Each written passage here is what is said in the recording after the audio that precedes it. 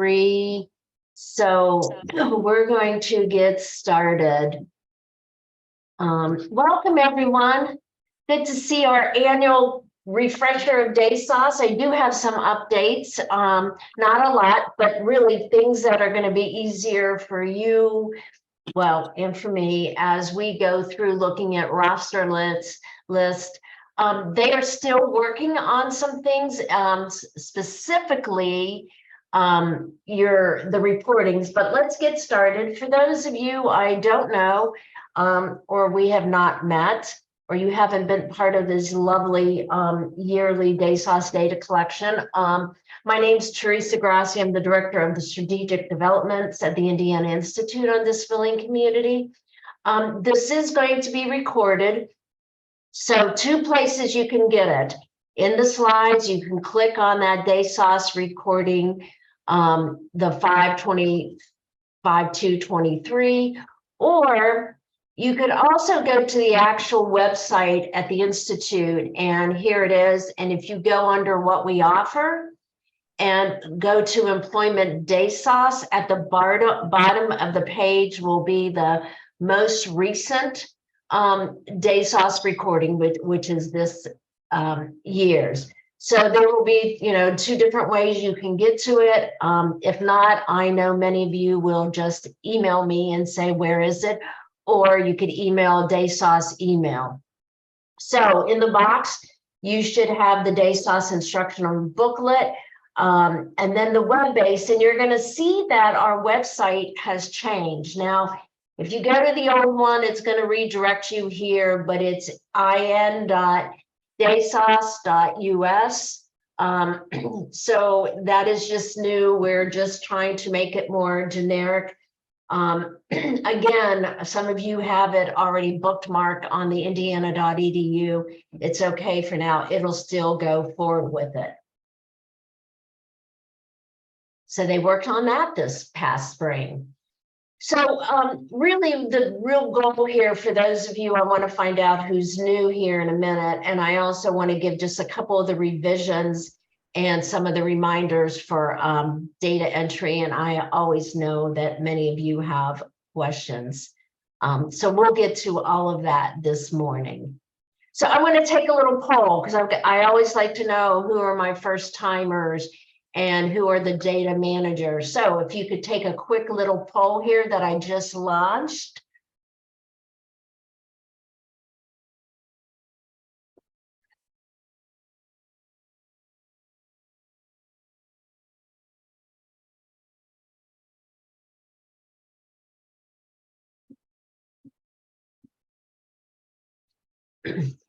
All right, well, we have about 27% are first timers entering. So it's easy.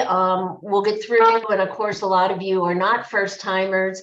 So you'll be able to give others good advice on how you do this. We definitely have 65% are data managers or oversee the coordination of it, and then 35% are not. So that was great. That just helps me think about what kind of questions people may have.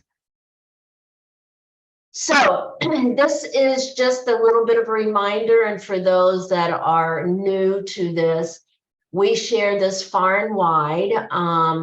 DERS obviously gets this. They will share it during their DERS advisory.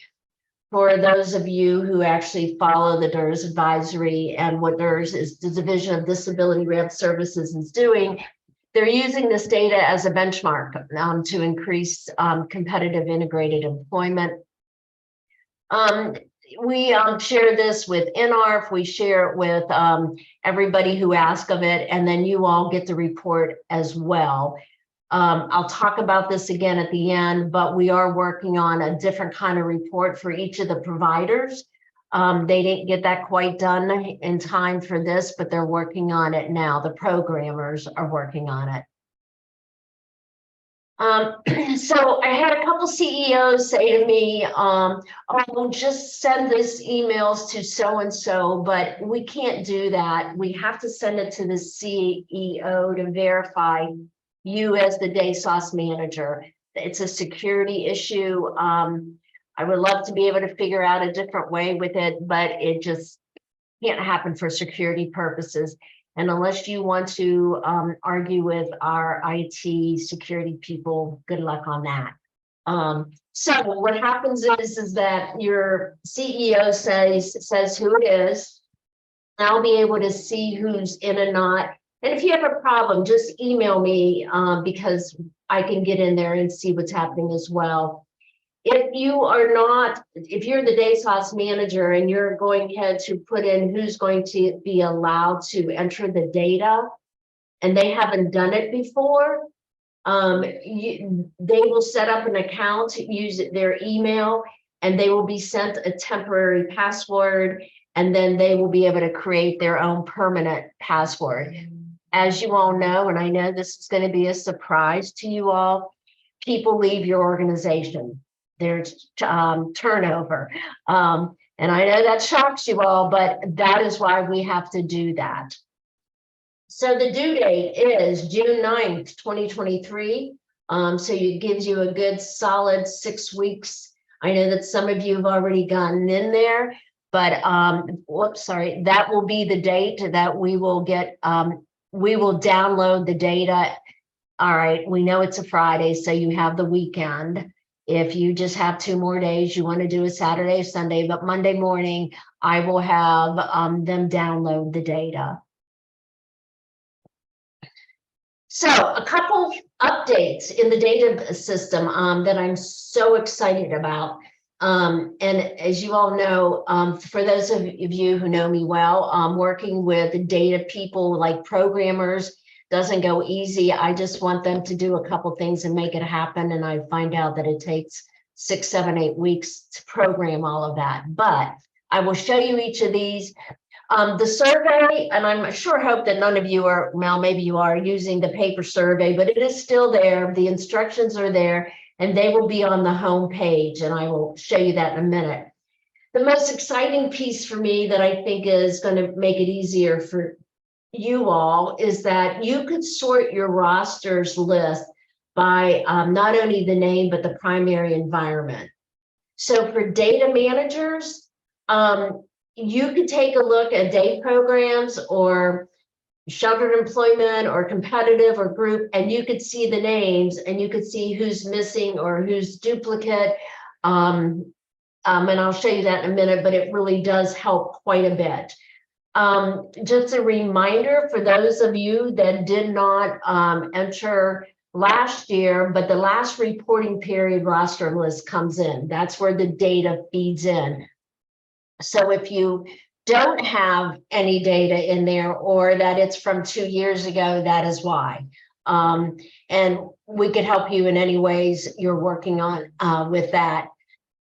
You will also see the logic to the questions are going to be totally grayed out, so you to not allow anyone to answer, but we have tried to make it as clear as possible. So alternative to employment is one that has only a few questions to respond to, and the rest of the questions will be grayed out.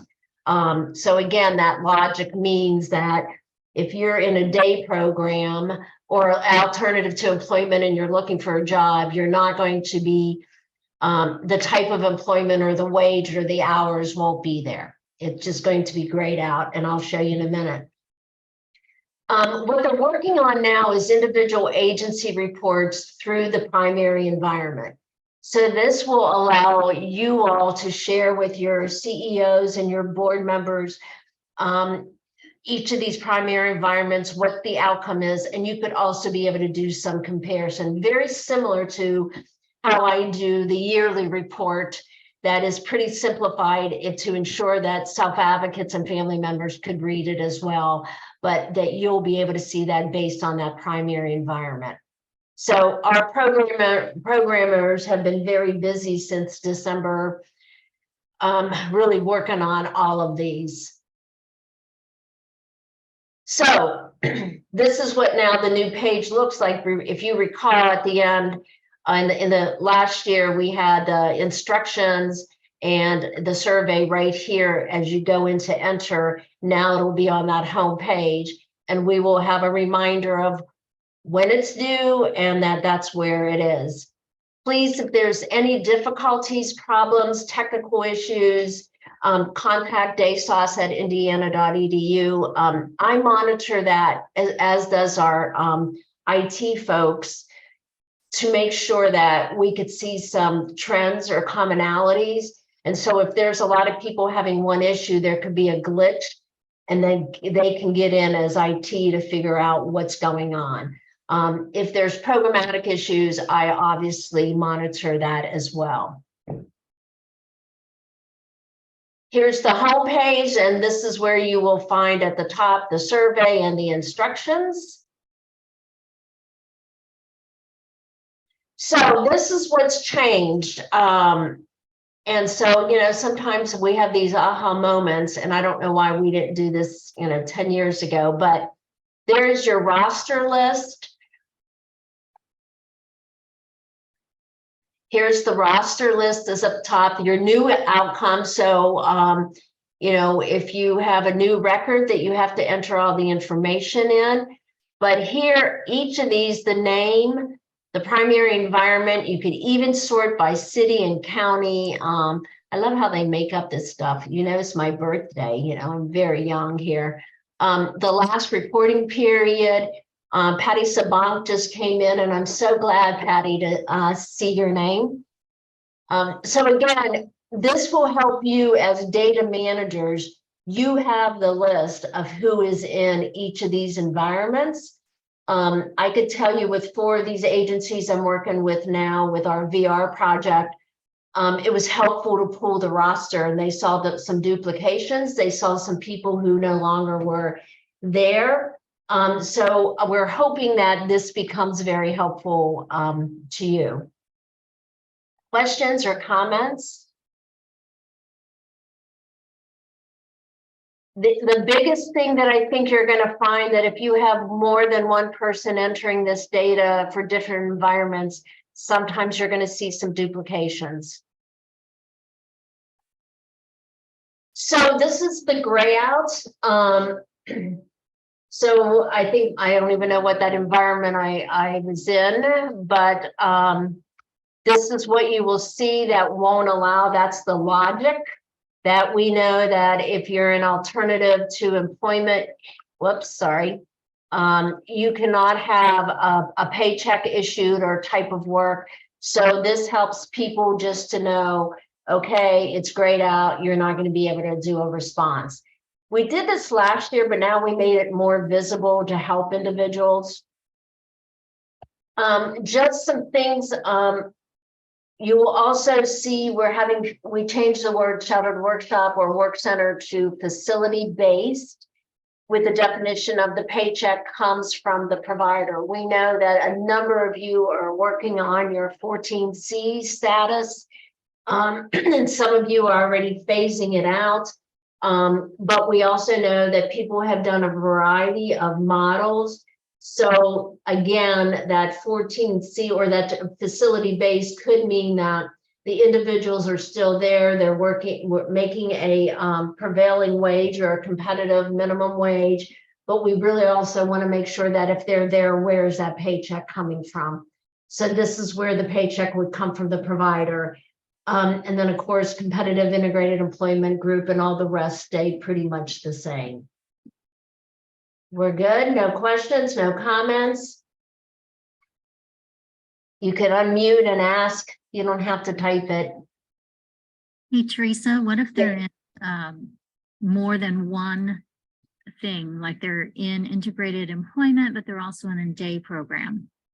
So if you remember, this is about 2 things: the primary environment, where do they spend most of their time?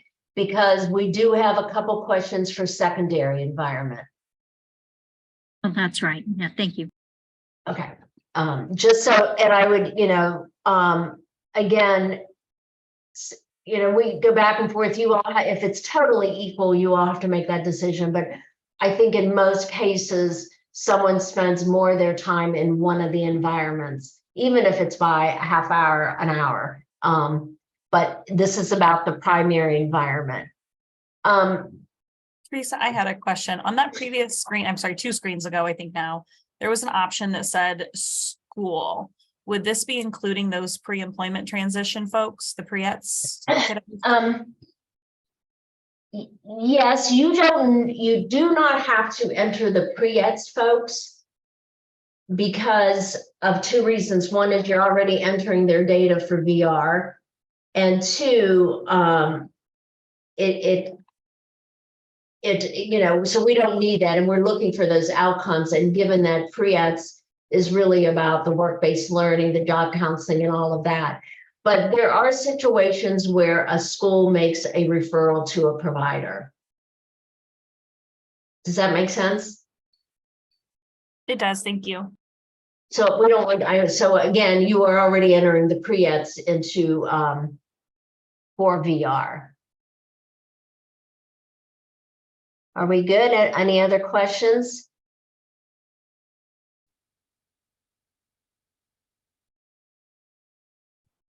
All right, I'm going to keep going then. Just a reminder, a couple things. The new website, again, the new, I guess, website, and, or I should say the link. And don't forget the H on the HTTPS. As well as if you have questions, please, I will be monitoring the DESOS, and I know that many of you will just email me directly, but we are trying to monitor that DESOS one to keep them all there. A couple reminders here. Enter the people you are serving at the time of the data entry. Remember, this is a snapshot in time. We had already gone through the 2 twice a year, years ago, and we realized things were changing. So this is a snapshot in time. So in that May, June, as you're entering the data, that's who you're putting in. For those that appear on your roster list, but you're not serving them, you could enter that on that front page, no longer receiving services. I know that the majority of individuals have come back from COVID. Those may be unique individual decisions you will have to make, whether you're serving them in that day or employment program. The 2 other things to remember: the city is where the main day and employment provider agency office is located. So, I'm going to use Benchmark's main office is in Fort Wayne, but they also serve different counties. So the county is of services. Many of you all have your main office in one location. Sycamore, is Hendricks County, but they also go down to, Morgan County and others. So it's the county of services. And don't forget, when you see that little I, it also should be providing the definition if you get stuck on each of these. Data entry troubleshooting. I learned this from our IT. I told them I could be on the IT team now that, you never do a help ticket if you haven't refreshed first. To clear your browser or cache, and I have a link to show those people if they don't know how, for individuals who don't know how to clear your browser or cache. Sometimes you have to shut down and come back in. And I actually did that to my computer yesterday for another project I'm working on. So again, if all of those you've done and it doesn't work, email us. Sometimes glitches happen. And we know that. We love technology when it works. So if that happens, send us an email and we will get back to you as soon as possible. Questions, comments? Everyone's good and you're happy. You got some more coffee there. Okay.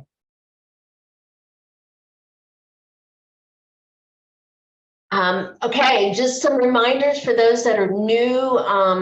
When you want to look at your roster list, you click and the individuals should come up alphabetical. That's what they worked on this past several months. But then again, if this person's new to you and you have to enter a new record, you just click on the new record and outcome. Again, you will have an action item of a new outcome. You click on the new outcome for 623. You know, for those of you who've been doing this for a long time, if you remember the first time you entered someone in, it takes a little longer, maybe 4 minutes, 5 minutes as you go through with it quickly, as you go through it. But once they're in the system, then you're really just making sure everything is accurate. The reporting period should come up, oh, sorry, should come up right over here at the bottom automatically. Here's where you have the no longer receiving services or non-applicable. They are still receiving services. And then again, what we just talked about, the city is where the main office is, the county is of service. Okay, we're good. Nothing new here. Again, what impacts individual the most, sometimes someone's primary disability is just IDD and you put mild, moderate, severe, profound. Sometimes they have a secondary, sometimes they don't, but it really is that disability that is impacting that daily life the most. Nothing's changed here. And then you will see this in the instructional booklet on page 12, that the logic for different questions like non-employment day, alternative to employment are the two biggies that we have grayed out a lot of the questions because they don't relate. So like non-employment day program, which is day services or rehabilitation services, these are the questions that they are related to.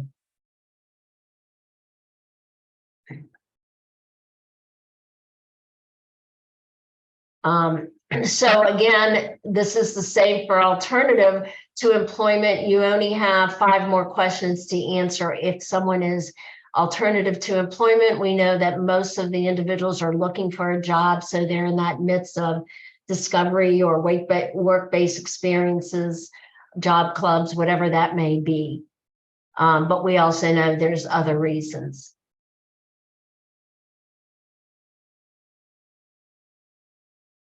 Virginia, you asked the question for guardians. Some of the participants have a PPO.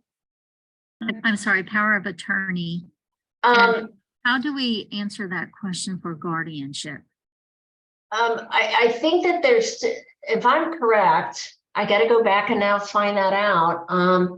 But a power of attorney is usually for certain medical issues or for financial, but it doesn't mean they're still not their own guardian. Yes, ma'am. Okay, so just go ahead and answer it yes then if they're their own guardian. Yes. Thank you. I wanted to just verify, make sure. Thank you. Good question though. Nothing has changed here depending on the environment that you have selected.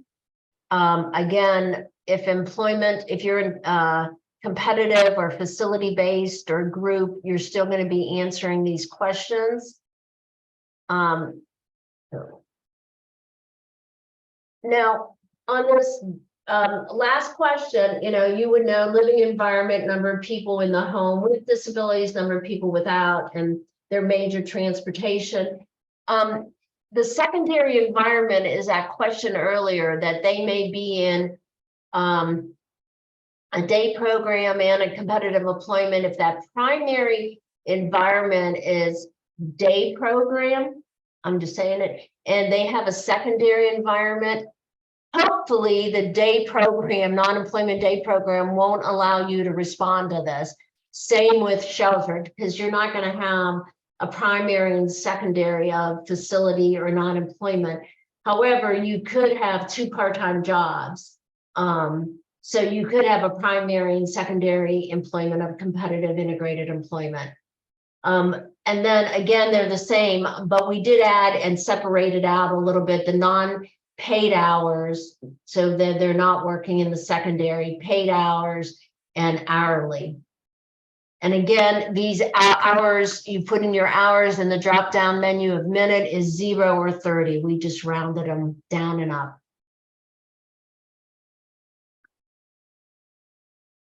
Let's see.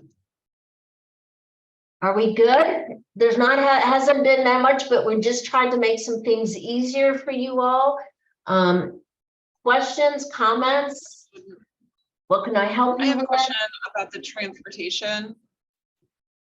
Sure.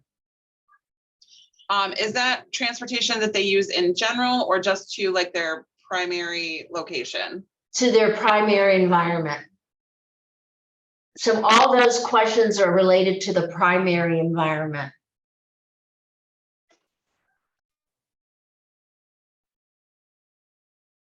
Teresa, I have a question. We have a bunch of individuals that we serve in our day service, whether they are just going out into the community, that have community jobs that we do not provide any sort of extended services for, but we know they have a job. How do I get past the screen where it's asking about pay rate and all of that? Is that something that we should be asking them how much they're making, even though we don't provide services for them in the community job environment? Do you know who the provider is that is providing that primary environment for? Most of them work on their own.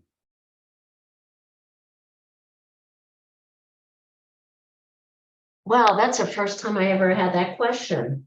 Well, I want to answer truthfully. Yes, they do have a community job, but we don't want to be so invasive asking for how much they're making. So they found the job on, I just want to make sure I get this scenario. They found. If they have retained a job, they might have had extended services in the past, but they are now no longer receiving services for that job, but they're still working. I just don't know how to get past that screen. They have a job, but should we be asking them how much they make? So who found them the job? This is going on years and years. It happens in rural settings. I don't know if anybody else is having the same question or not. It's kind of maybe a one-off. No, it's a good question. I've wondered the same thing.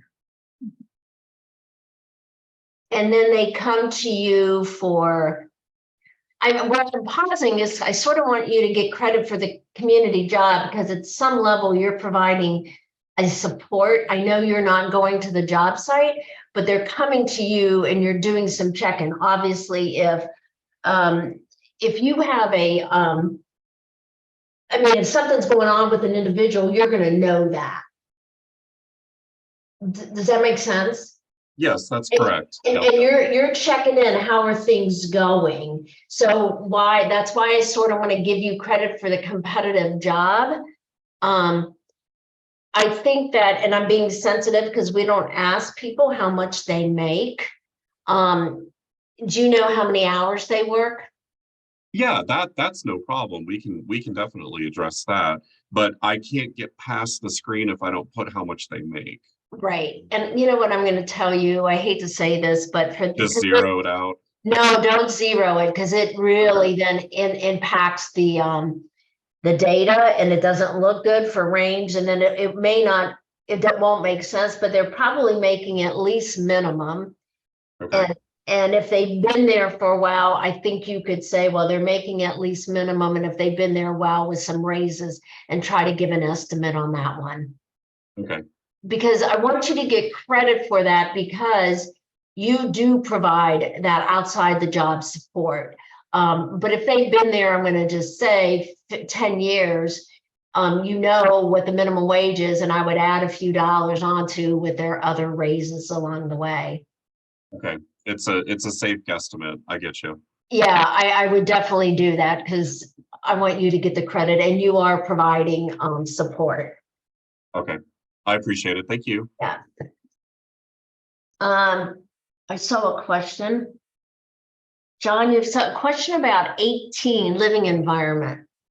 Yes, can you hear me okay?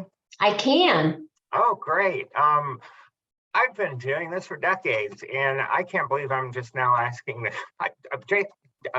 DESOS has been around a long time, and I've been doing it since it came out. Number 18. So John, is that your way of saying, Teresa, you've been around a long time?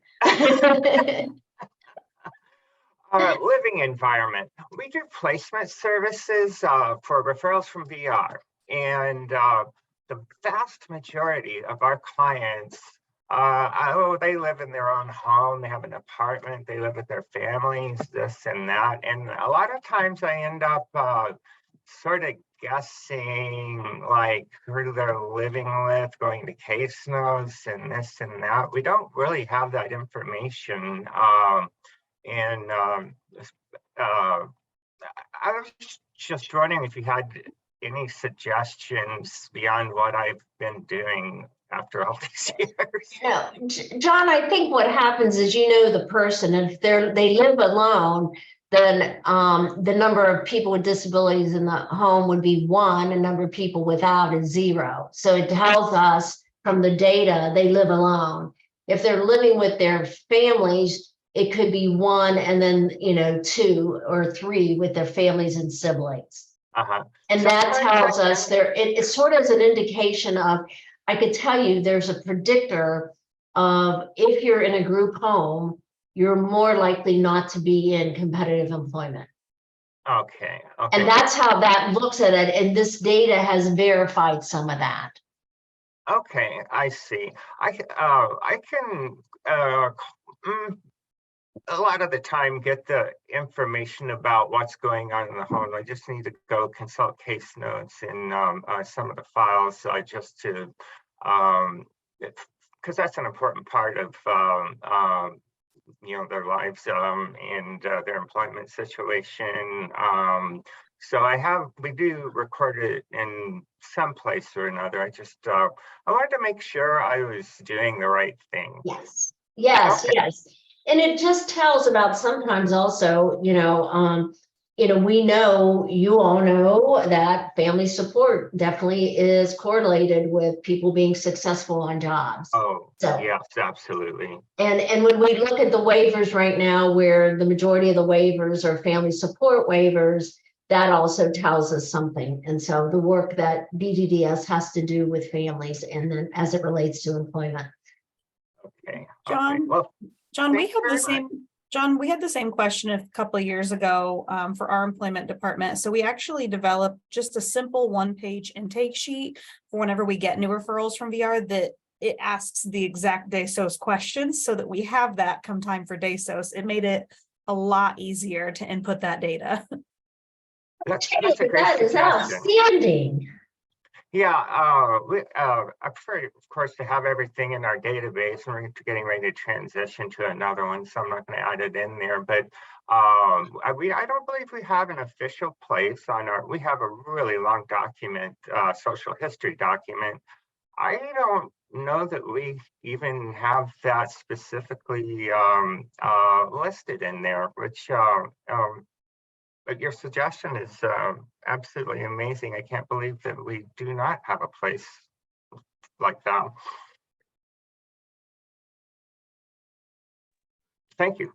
Great Another question. thing, one thing that we do is every year for anybody that we're working with during, like, we align it with DESOS time, is we get updated signatures, making sure that they have like our most up-to-date client handbook and the verbal communication release, those types of things. And then we review the DESOS questions that we don't know with that individual while we're getting those signatures. So we just kind of tie it all together too. Thank you. And Holly was saying the same thing. Thanks, Holly. Our pre-intake report goes hand in hand with the DESOS. So she refers to that form when completing some of this. Thanks, Holly, for sharing that.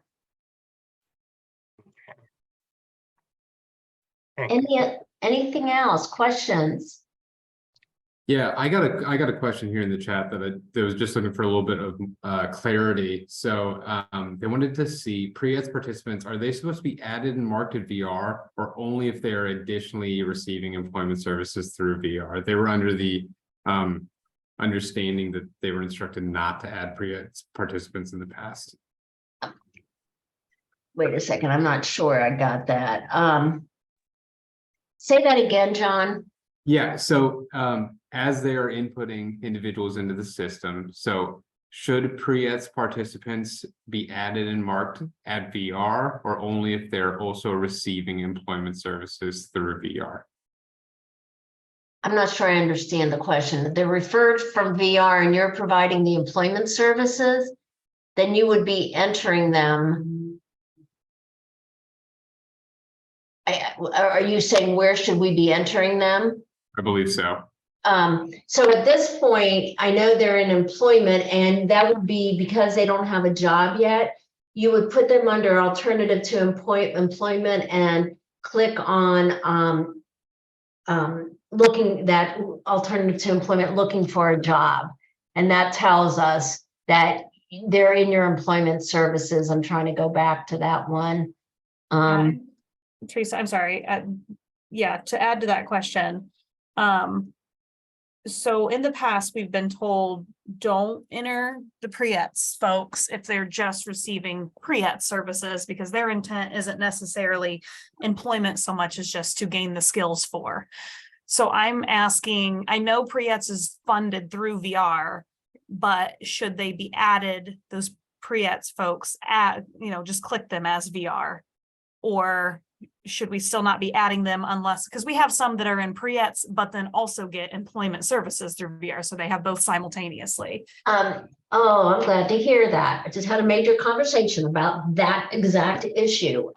Yeah, so I would say if you've got somebody in pre-eds and they're sort of moving over to your employment services because now they're coming out of school and you're really starting to look for the job, I'd put them under alternative to employment and looking for a job. And that tells us you're doing the discovery, work-based learning and all of that. And is that just for those kiddos that are moving to that next step or Yeah. all pre-eds folks we want added? No, just those moving to that next step, not because you already entered pre-eds separately for VR. And they really don't have outcomes. And so I would say those kids that you're saying they're in pre-eds, but you've moved them to employment service to begin looking for the permanent job, adult I guess that's outcome. what I'm asking. So the pre-eds folks should be entered and clicked as VR.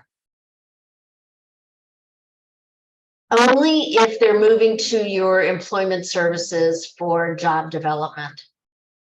Okay, but otherwise we're not going to add any pre-eds. Yeah. I mean, if you're like, you've got 14, 15, 16-year-olds, they're still in high school, they're not going to be leaving for another 2 years. You're not going to be looking for a permanent job for them. Then no. Okay, Because you all already enter all that data for them.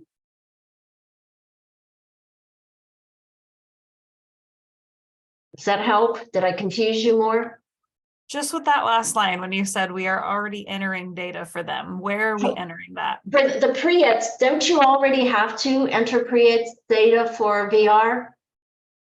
In the portal. Like in the portal. Portal. Okay, so you're speaking separately than this portal. Oh, absolutely. I'm sorry. Gotcha. Yes. Okay, I'm with you now. So all of those pre-eds go into that VR portal, but then you have a small group of people that now are sort of the in-betweens, in between pre-eds, and they're starting your employment services and you're starting to get that permanent job, looking for a job. I would enter them here as looking for the job. That makes sense. Thank you. Okay, great. I usually could, I know I always end up confusing more. Sorry. What else? I'm hoping when you're able to, this is my goal for this year, is that, sorry, I'm going back.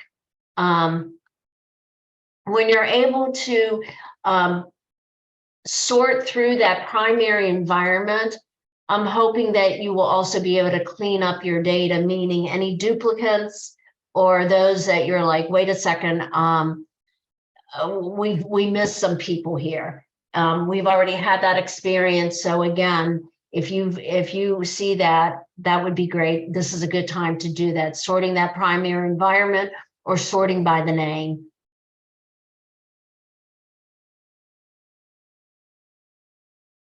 Other questions? I think we're at the end of this. It was just the reminder.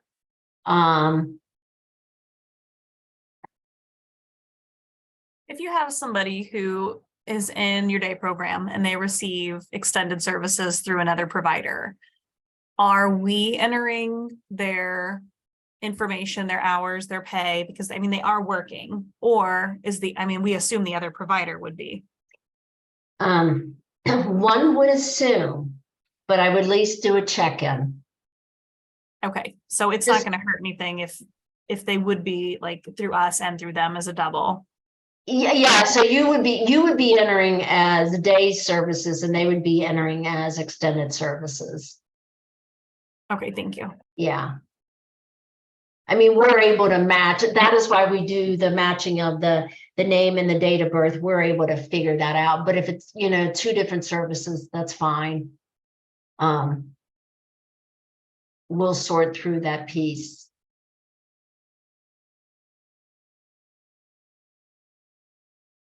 I would also check in with that provider to make sure they are entering them. Ideally, I would like to see just one person entering, but I know I've known of providers who've done some of the coordination and things like that. What else? There are a couple new comments in the chat.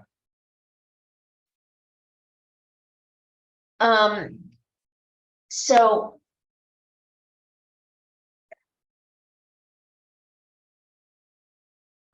in the past of VR job development, the VR job development is the alternative to employment, looking for the job down. That's where that goes. That gives you credit that you're still in employment, and our data shows the percent of people that are in alternative, and primarily they're in that job development state. So that's where you would enter that. That the people that are, again, looking for the job. And Ryan, you have in referral source, there's no option for waiver homes or group homes counted as both. So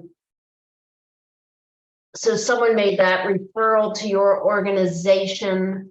Can you explain that a little bit? I have to go back and look at that slide. I don't know if there's an other. I think there's an other that you Yes, can I've been using other if they have made the decision to come to day services on their own, which we have a couple of participants that have done that. But group home and waiver home are two different things in my universe. I just wanted to make sure that if it should other be used as waiver homes too. You can, Okay. yes. I mean, we look at all of that and we count all of those, so we would just count them as well. Yeah. Okay, thank you. Can you clarify under that same one, the referral source, for own agency, do you mean the individual's own agency, like they refer themselves, or us as an agency, someone within our organization referred them? Within your organization, so day services referred over to employment services, to VR. In fact, we have a lot of the organizations making the referral to VR.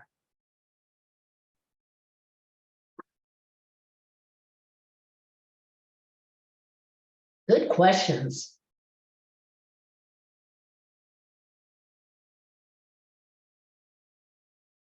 You all have my email address. You have the DESOS address. You email anytime. These scenarios do come up, so let me know.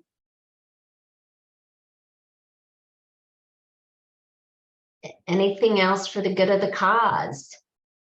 I'm going to give you a whole 15 minutes, 10 minutes back in your workday. If hearing none. All right, you all, thank you so much. Again, the DESOS address, my email address, anything that you need, we'll figure it out. All right, thank you all. Have a great rest of the week. Thank you.